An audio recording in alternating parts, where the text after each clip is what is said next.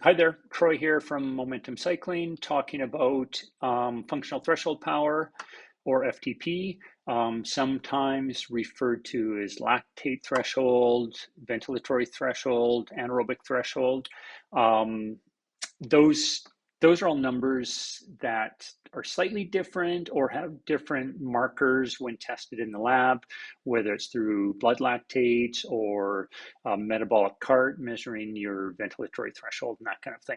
But essentially, it's kind of, what is your power you can hold for an hour?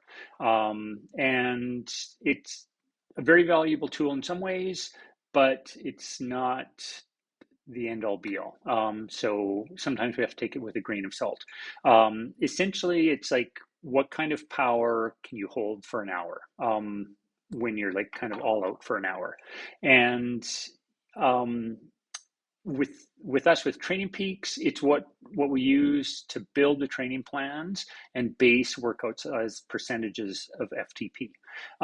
So sometimes it can be spot on and very accurate, but sometimes it doesn't work as well for, say, if you're doing aerobic work. You can have two athletes that have the exact same weight, same FTP, but when it comes to either say zone 2 work, there could be variances, or also when it comes to VO2 work above threshold, there can be variances based on each individual's genetics, whether they're more aerobically predisposed or anaerobically predisposed, based on muscle fiber types and training and that kind of thing.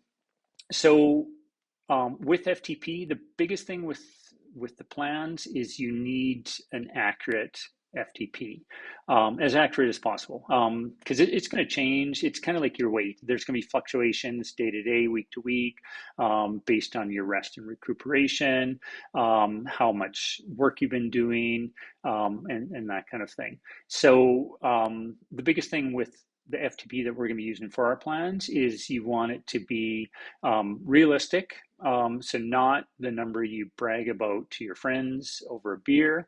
It's got to be. It's like, what can you actually put out? It's got to be repeatable. So it's not something that, your peak FTP from 2 years ago or even 6 months ago. It's what could you do today and then again do next week. And it's got to be adjustable and variable. So sometimes, like on paper, yeah, you should be able to hold X watts for an hour. But if you've just come off of a hard, workload and that kind of thing, then maybe it needs to be toggled down a little bit and that kind of thing. And that's why the workouts I build have variances within them, usually a range of, 10%, like plus or minus 5%. And you sometimes have to work within that range. So sometimes you need to just toggle the workout down a little bit, or sometimes you can push it up a little bit. And so how to get your FTP?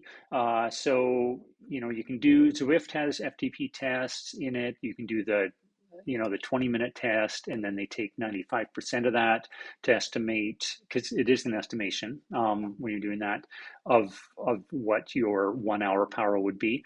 That often overestimates your true 1 hour power, because people, when you're going 20 minutes, you can have a large anaerobic component contributing to your power output. Sometimes the best way to do it is go out and do a 1 hour test. It's not fun, it's kind of nasty, but you're going to be keeping it below your anaerobic threshold mostly. So it's, hard but achievable. Even going out and doing Zwift and doing an all-out assault up to Zwift, because that's typically, about 50 minutes to an hour and some, depending on your individual, strength. But it would give you a very good idea of what power you can hold for an hour. And if in doubt, be conservative, go a little bit less.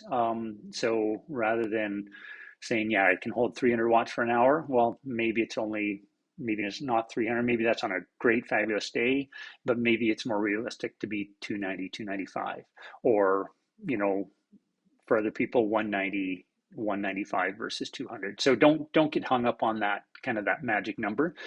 This is a tool to help with training. And if your FTP is too high, you're going to set yourself up for overreaching and for disappointment. Okay, that's my thoughts on FTP.